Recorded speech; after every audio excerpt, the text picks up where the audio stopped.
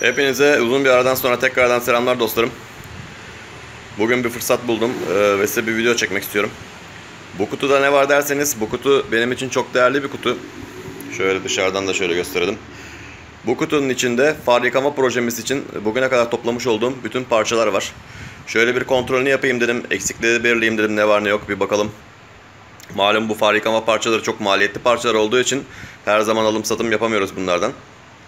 Çünkü çok kıymetli parçalar. Toplaması da güç, bulması da güç. Şimdi bu kutuyu bir açıp bir envanter kontrolü yapalım. Ne var ne yok hep beraber inceleyelim dostlarım. Evet, Pandora'nın kutusunu açıyoruz bakalım. Evet arkadaşlar. İşte far yıkama projemizdeki parçaları biriktirdiğim kutum. İlk olarak bir Honda Terakki'den temin ettiğim kabloların, elektrik kablolarının geçmesini sağlayacak olan bir körük. Bu ışık ve temiz durmasını sağlar. Kablolarınız bunun içinde geçip sağlıklı olur. Korozyondan vesaire korunur. İlk parçamız bu. Honda Terakki'ye yaptığım bir ziyaret sırasında orada görmüş ve almıştım. Sağ olsunlar. Beni kırmayıp verdiler. Evet, bu da far yıkama hortumumuz. Şunlar far yıkama sıvısının geçeceği hortum. Tamponun içine bunu koyacağız.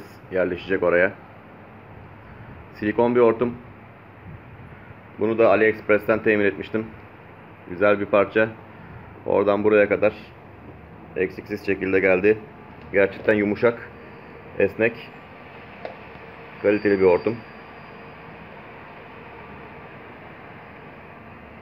Evet. Burada neler varmış bir bakalım şimdi. Şu görmüş olduğunuz Honda'nın, bizim arabalarımızın Prelude'ün 76812 SS0003 kodlu far yıkama tankının kapağının bir parçası. Şöyle görüyorsunuz, camı gösteriyor. Windshield washer, yani cam yıkama. Ön camdaki yıkamayı gösteriyor. Burada buna benzer bir şey daha var. Bu ne diyeceksiniz şimdi? Hemen onu da gösterelim. Şuradaki şemaya dikkat ediyorsunuz. Şu da parça kodu da 76812 SS0 S01. Buradaki sihirli sözcük S01. S Sweden anlamına geliyor. Yani İsveç bölgesi. Buna baktığınız zaman da far yıkama olarak görüyorsunuz. Tekrardan bir gösterelim şöyle ikisinin arasındaki farkı. Yan yana tutalım.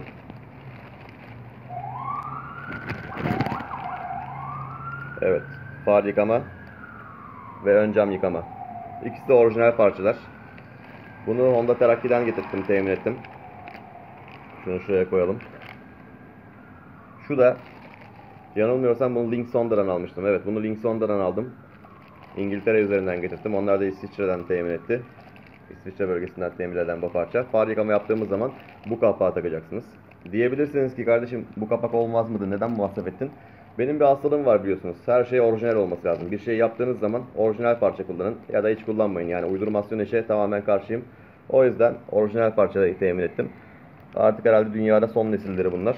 Ama dediğim gibi orijinal olsun. Çok kıymetli bir parça. Bunu da buraya koyuyoruz. Şöyle yer açalım parçalarımıza. Daha parçalarımız var çünkü. Evet, bu EDM yani Avrupa tipi. KF tip. Bu da gene EDM İsveç tipi. KF tip, KS tip. Far yıkamalı ve ön cam yıkamalı modeller. Evet, şimdi devam ediyoruz. Burada gene müthiş mucizevi parçalar var. İşte şunlar. Bunlar ne dersiniz, hemen açıklamasını yapayım. Arkadaşlar, bu çok araştırma yaptım. Far yıkama nozzle'ları. Bizim Prelude'ünkiler gerçekten kava ve bulunması güç artı çok kava bir görünüm sunuyor. Araç üzerinde. Oldukça büyük nozzle'lar kullanmışlar o çağın gerektirdiği üzere. Fakat ben gene o çağın arabalarından 91 model Honda 91-99 arası, pardon 91-2001 arası galiba üretildi o kasa, Honda NSX'in far nozzle'ünü kullanma kararı aldım. Gördüğünüz gibi parça kodu SL0, yani NSX'in parça kodu 76880 SL0 G03. Almanya oluyor G'de. KG tip. Honda NSX'in far yıkama nozzle'ları. Oldukça pahalıydı bunlar. Bunları da İngiltere'den Linkson'da üzerinden getirdim. Çünkü bizim bu yetkili servis Terakki bunları getiremedi, göremedi envanterler, stoklarda. İngiltere'den Linkson'da üzerinden geldi bunlar. 2 adetler, bir tane daha var. Bunlara oldukça para verdik. Çok para harcadık ama değer. Prelude'ümüze böyle bir şey yakışır. Honda NSX'in far yıkama nozulları.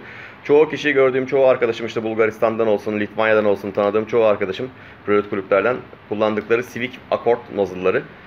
Onlar da kullanılabilirdi elbette ama böylesine kaliteli bir araca NSX nozulunun yakışacağını düşündüğüm için NSX nozulu kullandım. Bunları da buradaki yerlerine koyalım. Bundan bir tane daha var. Bir sağ bir sol. 2 adet var.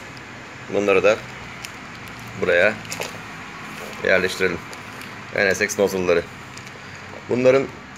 Şunlar da bunların monte ayakları, braketleri. Bu da NSX parçası orijinal. 76882 SL0 G03. Bu da NSX bağlantı aparatlarından, tampon bağlantı aparatlarından. Şunu da şöyle koyalım. Evet, bir sağ bir sol. 2 adet bunlarda. Bunların bir de alt ayakları olacak. Alt ayakları işte onlar da burada.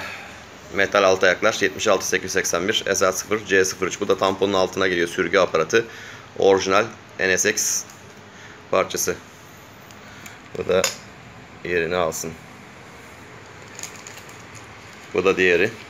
Sağ sol 2 adet. Tam bir çılgınlık, farkındayım ama bunlara çok para harcadık zamanında. İşte Prelude sevgimiz iyi para harcattı bize o zamanlar. İyi parça toplamışız ama daha da toplamaya devam edeceğiz. Evet. Şu orijinal şamandıra. Elimde var, arabanın içinde var ama bir tane de yedek olsun dedim. Su tankının içindeki şamandıra bu. Evet dostlar, kamera kapandı, kaldığımız yerden devam ediyoruz. Şamandıra'nın kodunu okuyordum. 76804 SE03003. Temin etmek isteyenler şu anda bu Honda'da bulunuyor. Ayrıca temin edebilirsiniz. Yani ne işe yarıyor derseniz, su tankının içindeki ne kadar su kaldığını gösteren bir gösterge şamandıra. Bu sarı olduğu için, fosforlu sarı olduğu için karşıdan bakıp tankın içinde görebiliyorsunuz, borunun içinde. O boru da burada. Onu da göstereceğim size. Bunu da parçalar arasında alabilirsiniz orijinalciler. Hemen o boruyu da göstereyim size. İşte o borunun da sıfırı elimizde. Ağacın üzerindeki de iyi durumda ama bir tane alalım dedim. Yeni olsun. 76805 SM4A02. İşte şu. Su tankının borusu. Şuraya kadar tanka giriyor. Şu kısım üstte. Şu görmüş olduğunuz şamandıra da bunun borunun içine giriyor. Bunlar da yeni bir far yıkama sisteminde işimize yarayacak güzel parçalar. Bunları da hemen şuraya şöylemesine sıralayalım. Bu da yanına gitsin. Evet. Bunlar da yerini aldılar. Şimdi bakalım başka ne var. Evet. Bir tane burada far yıkama motorumuz. Bu far yıkama motorunu arkadaşlar Accord'un 2009 Accord'ların orijinal far yıkama motorunu seçtim. Güzel bir parça bu. Bunu kullanalım dedim. Oldukça güçlü. Videolarını izledim çünkü birçoğunun. En güçlü püskürten bu. Bunu kullanmak istedim. Bunu da burada parçalarımızın arasına yerleştirelim. Değerli bir parça. Bu da olmazsa olmazı Proşin. Evet, şimdi başka bakalım neler varmış burada. İşte şu. Bu far yıkama rölesi. Bunu İngiltere eBay üzerinden aldım. Güzel bir parça. Şöyle Koito tarafından üretilmiş. Japon üretici Koito tarafından üretilmiş. Honda'ların NSX'ten Accord'a, Prelude'den Civic'e kullanılan orijinal far yıkama röleleri. Ben buraya kodlarını da yazmışım. Kolay monte olsun diye şemalarını incelemiştim. Bu da bizim çok işimize yarayacak aracı kurarken. Bunu da kaldırıp parçaların arasındaki yerimize koyuyoruz. Daha sonra montaj aşamasında detaylı şekilde bunları işleyeceğiz. Bunu da şuraya koyalım. Evet, bu da burada dursun.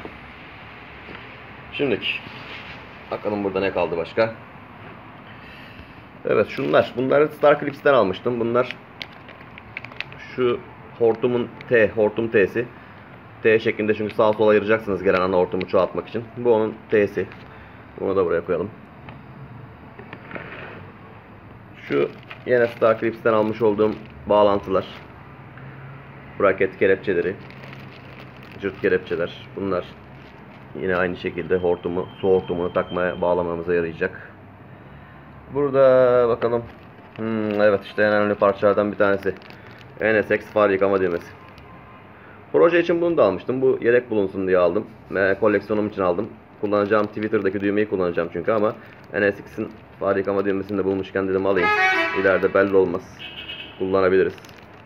Bunu da gene nadide, bulunması çok güç parçalarımızın arasında NSX orijinal far yıkama düğmesi. Bu da bir hazine değerinde bir parça. Bunu da buraya koyalım. Şu neymiş? Evet, bu da Accord'ların, Civic'lerin, Civic farklı kullanıyor. Accord'ların Civic 92-96'lar bunu kullanıyor. Far yıkama düğmesi. Bizim Peugeot'lerde de kullanılan düğme bu. 90'da Japon versiyonlarında da kullanılan düğme bu. Ben Avrupa tipi düğmeyi tercih ettim. Bir düğmede aracın şu anda benim üzerinde, biliyorsunuz 95-96'ların düğmesi. O da aracın üzerinde. Yani her türlü far yıkama düğmem var. Civic, Accord, NSX, Honda, Prelude, ne ararsanız elimizde mevcut. CR-V ve Accord modellerinde aynı düğme Civic'lerde bu kullanıldı. Bunu da İngiltere üzerinden almıştım. Bu da şurada far yıkama düğme koleksiyonumuzda yerini şöyle alsın. Burada da şunlar neymiş bu? Evet, klipsler. Bakın, hortum klipsleri bunlar. Bunlar hortum klipsleri. Hortumu tutmak için kullanılan klipsler. Bunları da aldım elimde bulunsun diye. Belli olmaz, işe yarayabilir. Bir araştırma yapacağım bu konuyla ilgili. Eğer orijinal Prelude'un tampon içine gelen brakaret klipsleri bulunmuyor gibi geliyordu bana. Çünkü araştırmıştım o zamanlar. Bulunmazsa bunları kullanacağız. Burada elektrik aksam için kullanmak istediğim ayaklar. Şunlar pinler. Bunları da buradan Çankaya'dan, Onur Çarşısı'ndan temin etmiştim. İşimize yarayabilir diye. Şöyle bacaklar, elektrik bacakları. Evet, videomuz gene kesildi. Tekrar devam ediyoruz. 5 dakikayla sınırlı herhalde. Şöyle pin bacakları. Bunları da şöyle yerine koyalım. Şu ikisi deneme amaçlı aldığım parçalar. Nozzle bunlar. Ama bunlar tabii bizim araçlarımızın ince. Bunlar ön camın için çoğaltmanıza yarayan T'ler. Bulunsun dedim. Şöyle deneme amaçlı aldım. Burada gene ön cam hortum araştırmalarım sırasında almıştım. Bu da ön cam yıkama hortumu, ince. Far yıkama hortumu ile arasındaki farkı görüyorsunuz. Far yıkama hortumu oldukça kalın.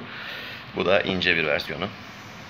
Şu da bizim bir miktar elektrik kablomuz. Projede kullanılmak üzere elektrik kablosu lazım oluyor. Evet, kutumuz boşaldı. İşte arkadaşlar, parçalarımız. Gördüğünüz üzere hepsi burada. Şu anda elimde bunlar var. Bir envanter sayımı yapayım, eksikleri tamamlayayım dedim. Şimdi bir parça listesi oluşturacağım.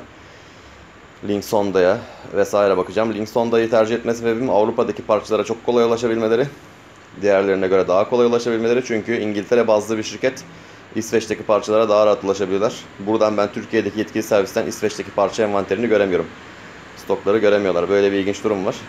Bir bunlara bakalım şimdi. Değerlendirmemizi yapalım. Neler eksik, neler var, neler almamız lazım diye bakalım. Bugün belki bir çalışma yapabilirim tamponla ilgili. Onu yapmışken bu envanter listesini de çıkarayım. Elimizdeki parçaları görelim dedim. Hepinize çok teşekkür ederim seyrettiğiniz için. Görüşmek dileğiyle. Kendinize çok çok iyi bakın. Hoşça kalın.